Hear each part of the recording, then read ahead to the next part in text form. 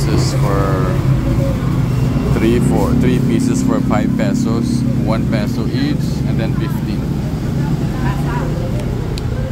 Tasa ka lang, tasa siguro. So this is 15 pesos. 20.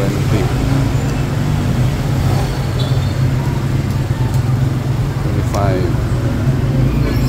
26. 27. 28. 29. 30. Yan. Sauce na to. Try natin to. Tumapon to. May gustong kumain natin yan. May pickled pipino pa. Oo. Tignan natin. Try natin itong pagkain na to. Fish ball. Okay. Sarap naman. 1 peso.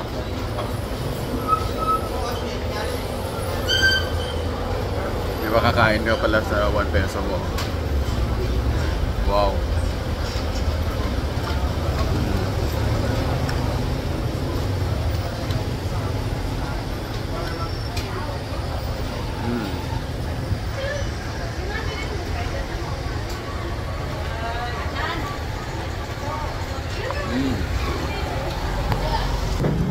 Ito naman ay egg, no? Wala silang quail egg, so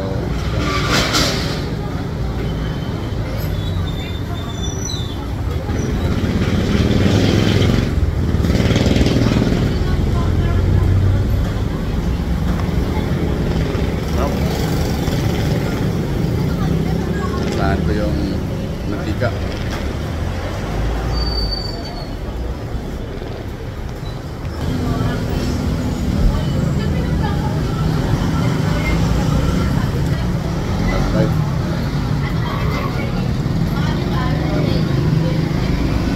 Yun.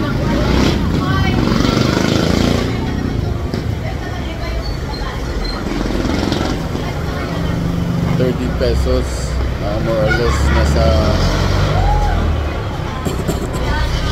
18 baht ba?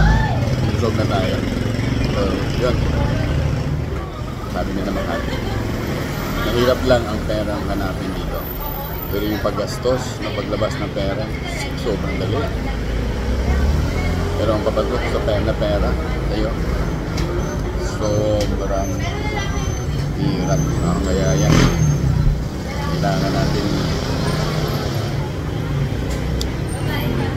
iigita ng ating mga sunod. Kasi para hindi pinipiko at pinapala, naghihirapan.